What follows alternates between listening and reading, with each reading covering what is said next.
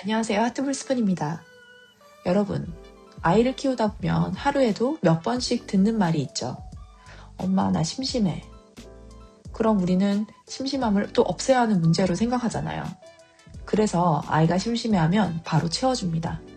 유튜브, 게임, 핸드폰. 어른들도 마찬가지죠. 엘리베이터를 기다리는 10초, 또 커피를 주문하고 기다리는 30초. 그 짧은 시간을 못 견디고 무의식적으로 폰을 켜게 됩니다. 아이도 어른도 심심함을 견디는 능력을 잃어버린 시대에 살고 있는 거죠. 근데요, 만약 그 지루함의 순간이 우리 뇌 속의 엔진이 막 시동을 걸고 깨어나기 시작하는 순간이라면 어떨까요? 뇌과학에서는 우리가 멍하니 있을 때 활성화되는 시스템을 DMN, 즉 Default Mode Network라고 부릅니다. 재밌는 건요, 우리가 집중을 해서 공부를 하고 또 일하고 문제를 풀 때는 이 DMN이 꺼져 있다가 아무것도 안 하고 멍을 때릴 때 비로소 이 DMN이 켜진다는 겁니다. 그리고 DMN이 활성화되면 그때서부터 뇌는 쉬는 게 아닙니다. 오히려 인간에게 가장 중요한 일들을 시작한다고 해요. 내 감정을 정리하고 또 나는 어떤 사람인가를 생각하고 미래에 대한 시뮬레이션을 하고 또 새로운 연결들을 만들고 아이디어를 만들어냅니다. 즉, DMN은 자기 성찰, 감정 정리, 공감, 창의성의 시스템인 거죠. 그런데 우리가 심심하다고 느끼는 그 순간, 바로 폰을 켜버리면 어떻게 될까요? 우리 뇌 속에 DMN이 켜질 시간이 사라지게 되는 겁니다. 다시 말하면 우리가 핸드폰을 켜는 건 단순히 시간을 때우는 게 아니고요. 내 생각이 자라날 시간을 끊어내는 행동일 수도 있다는 거죠. 지루함이 창의력으로 이어진다는 연구 결과도 있습니다. 영국 랭커스터 대학교의 심리학자 샌디만 박사가 이런 실험을 했습니다. 한 그룹은 자리에 앉자마자 종이컵을 활용할 수 있는 방법을 최대한 많이 적어보세요 라는 질문을 받았고요. 또 다른 그룹은 우선 20분 동안 전화번호부에 있는 숫자를 손으로 베껴 쓰는 극도로 지루한 작업을 하게 한 뒤에 동일한 종이컵 활용 방법 질문을 준 겁니다. 그렇게 똑같은 창의력 테스트를 했더니 놀랍게도 지루한 작업을 먼저 했던 그룹이 더 독창적으로 더 많은 아이디어를 기발하게 쏟아냈다고 합니다. 만 박사는 이 실험을 한 번 더 했어요. 이번에는 더 지루하게 그냥 전화번호를 읽기만 하게 한 겁니다. 그랬더니 창의력 점수는 더 올라갔습니다. 즉, 지루함은 창의력의 적이 아니라 창의력의 조건일 수 있음을 보여준 결과죠. 우리 뇌는 지루함을 느끼면 이 상태를 벗어나고 싶다 이러면서 스스로 새로운 연결을 만들어내기 시작한다고 해요. 우리가 아이디어라고 부르는 건 사실 그 연결의 결과인 거죠. 스티브 잡스는 창의성에 대해 이런 말을 했습니다. Creativity is just connecting things. 즉, 창의력은 결국 연결이다.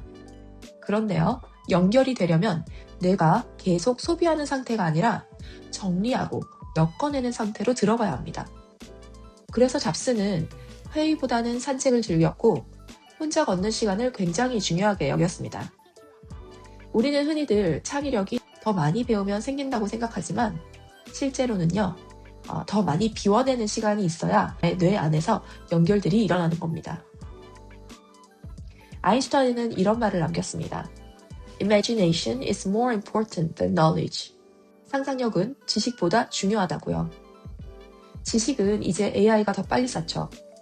하지만 상상력은요, 멍 때리는 시간에서 살아납니다. AI는 답을 줄 수 있어요. 하지만 AI는 내가 어떤 사람인가 라는 질문에 대신 답을 해줄 수 없습니다. 또 내가 무엇을 원하는지, 내 아이를 어떤 어른으로 키우고 싶은지, 내 삶의 방향은 뭔지, 이러한 질문들은요, 답이 내 안에서 나와야 합니다. 그리고 그 답이 올라오는 시간이 바로 지루함의 시간입니다.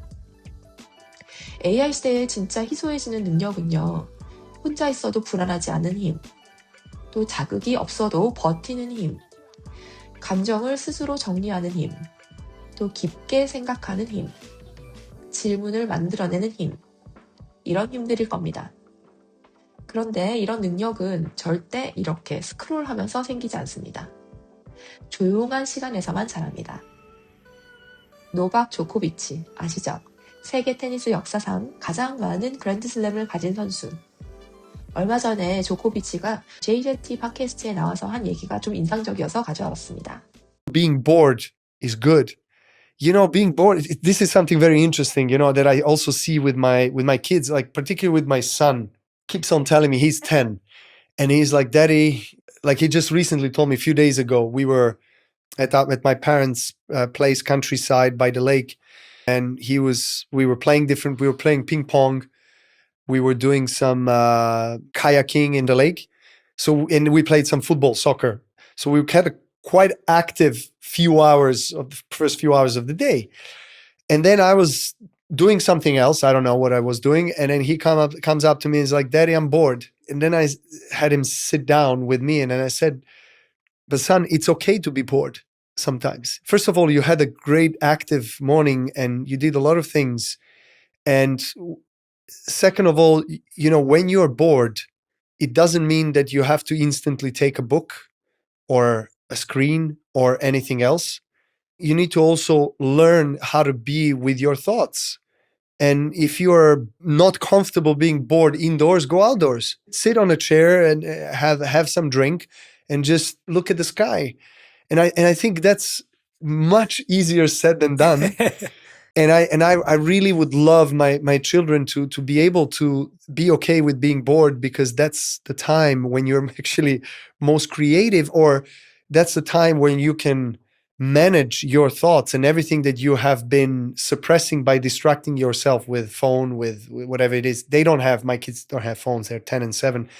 And that's another conversation, but you know, it's a struggle, but it's important. You know, I think it's super important, particularly for them at this young age, to understand and develop a connection with nature, with outdoors, with activity, with all these things. And then it's inevitable, you know, soon it will come a moment where they'll have the screens and they'll blend into the society's norms.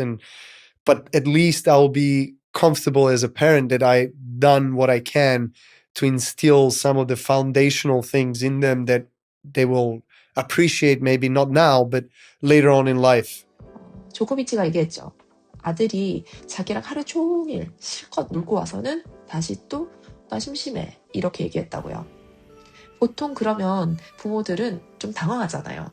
야, 하루 종일 놀았잖아. 또 놀아줘야 돼? 이번엔 또 뭘 해줘야 되지? 이렇게 생각하면서요. 그런데 조코비치는 이렇게 말했습니다. 심심한 거 괜찮아. 밖에 나가서 하늘을 한번 보렴. 네 생각이랑 같이 있는 법을 배워야 돼. 저는 이 말이 정말 진짜 강하게 남았습니다.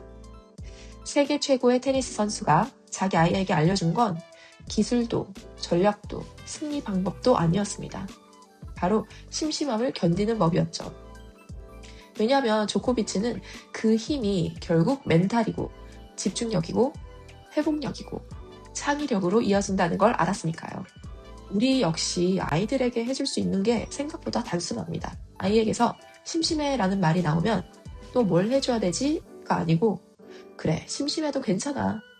이렇게 얘기해주는 겁니다. 심심함에 익숙해지면 아이들은 결국 스스로 놀이를 만들고, 스스로 상상하고, 또 스스로 감정을 다루기 시작할 겁니다. 그리고 그게 진짜 성장입니다. 여러분, 지루함은요, 내 마음이 나를 만나라고 하는 입구입니다. 그런데 지금 세상은 우리가 그 입구로 들어가지 못하게 만들고 있죠. 계속해서 자극을 주고, 계속해서 비교하게 만들고, 계속해서 소비하게 만들죠. 하지만 진짜 중요한 능력은 그 반대 방향에 있습니다. 조용한 방, 핸드폰 없이 하는 산책, 또 아무것도 하지 않는 10분. 그곳에서 우리들의 창의력이 자라고, 우리들의 마음이 정리되고, 우리 삶이 다시 방향을 찾습니다. 오늘부터 하루에 3분만이라도 이 심심함을 함께 견뎌보자고요. 그 3분이 생각보다 훨씬 큰 변화를 만들지도 모릅니다. 우리들의 성장을 위한 글로벌 인사이트, 앞으로도 계속 받아보고 싶으시다면 하트풀스푼 구독과 좋아요 부탁드리고요. 지금까지 하트풀스푼이었습니다.